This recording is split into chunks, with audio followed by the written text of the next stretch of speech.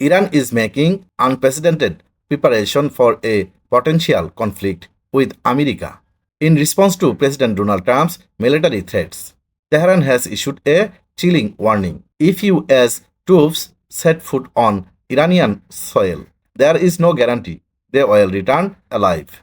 To back this warning, thousands of graves are being dug on the outskirts of Tehran. Authorities at the Behaz Zahra cemetery have been ordered to prepare burial site for potential American casualties.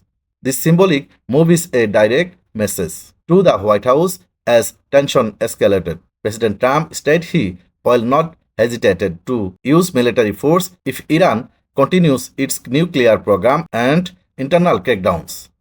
With the USS Abraham Lincoln strike group nearing the coast, Trump warns that the massive power of the US military is ready for action despite the buildup. Foreign Minister Abbas Arakuchi says the door to diplomacy is not completely closed.